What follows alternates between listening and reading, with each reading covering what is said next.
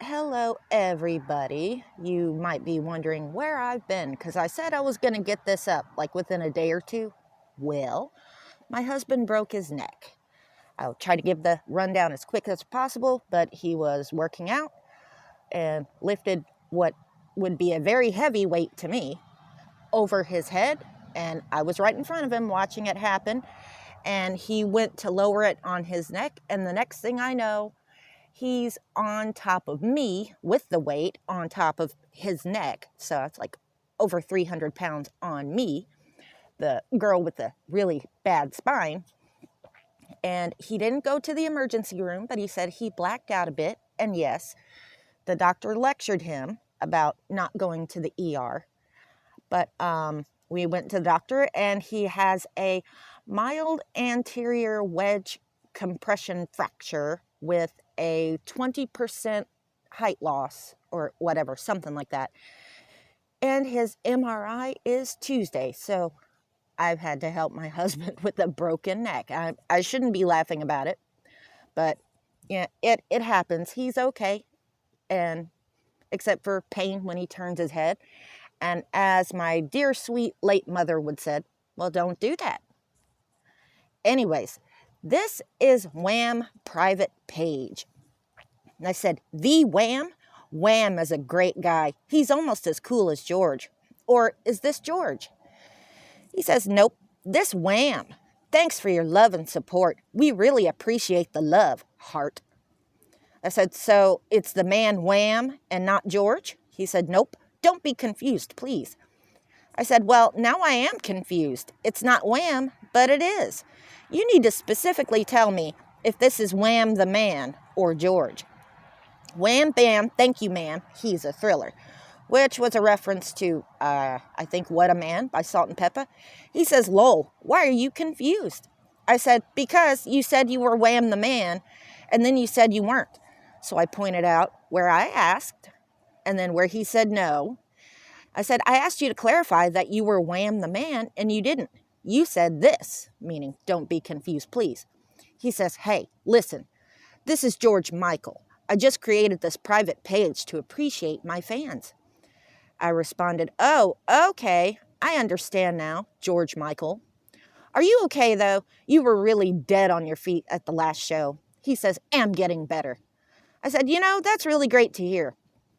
It's awful to see you so dead on your feet. Hell, even the crowd was dead because you were so dead. I wasn't allowed to use any of my phones or laptop because of my health condition.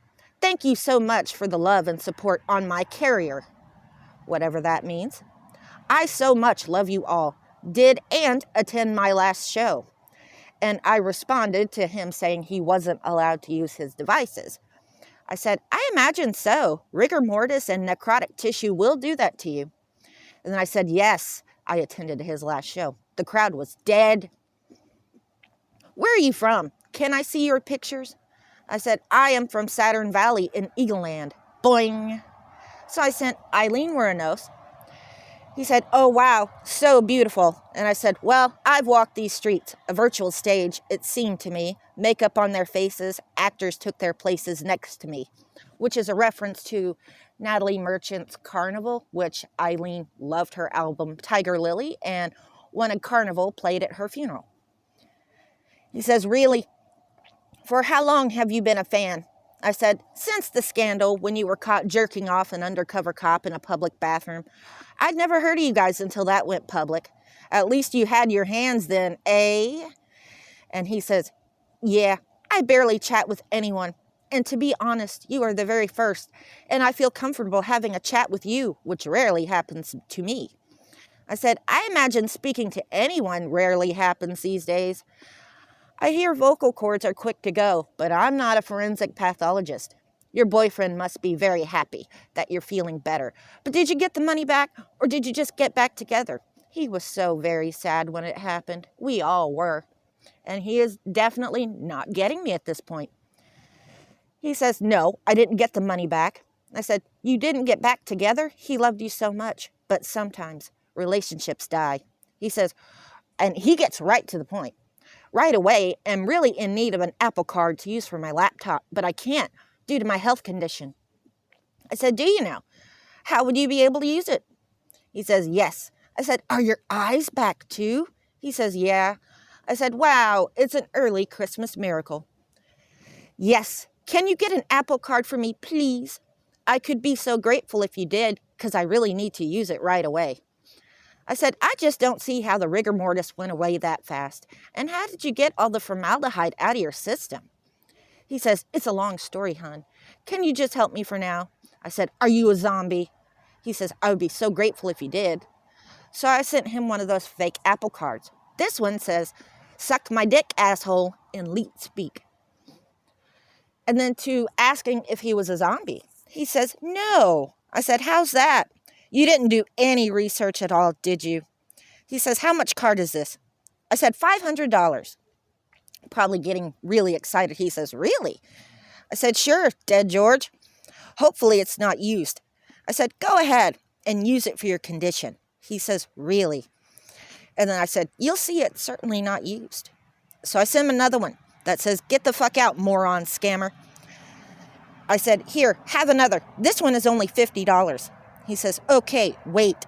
And I said, leet speak, yo. And then sent him a screen cap that George Michael had died in 2016. I said, fucking idiot. He says, who? I said, you, Dead George, you. This card has been used. So he tried to use them. Nobody reads the thing that, or these are like really young kids who do not get leet speak anymore. I said, the cards aren't real, Dead George, you fucking idiot. He says, fuck you. I said, George Michael is dead.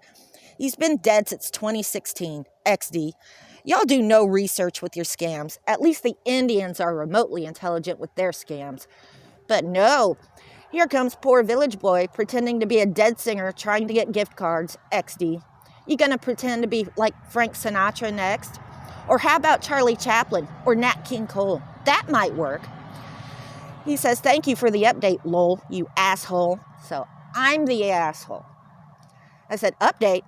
Update? He's been dead for almost 10 years. Who's the asshole trying to scam people by being a dead celebrity? It ain't me, babe. You guys are so lazy and stupid. But hey, it's funny. It is hilarious. The Indians, though, not so funny. They're serious with theirs and seriously smart. You guys, you have the brain computing power of a literal potato. And that's all of you put together. Difference between you guys and the Indians is their scams actually work. Y'all aren't smart enough to do that, and I'm not smart enough to mess with them. That's reserved for the pierogies, Jim Brownings, and Kit Bogas of the world. Actually smart people, not dumb rednecks like me. And I said, also, he was very gay. You couldn't try a romance scam with a female. You'd have to talk to men about how much you love penis. I'm giving you too much credit. You're not smart enough to do research to know the person you're pretending to be is dead. So you surely wouldn't be smart enough to know he was very gay. But maybe it would come naturally to you. Who knows? Shruggy emoji. And he saw those last four and never said anything. So now he's learned. George Michael is dead. So maybe he can move on to like Frank Sinatra, Charlie Chaplin, or somebody else who's dead. Anyways, that's that one. I will try to get more out in a few days, but like I said, my husband's MRI is on Tuesday, and election day is Tuesday. Yay! Then it'll all be over with. And for the next 4 years, I'll just have to hear about people whining that their side lost. So, anyways, thank you for watching.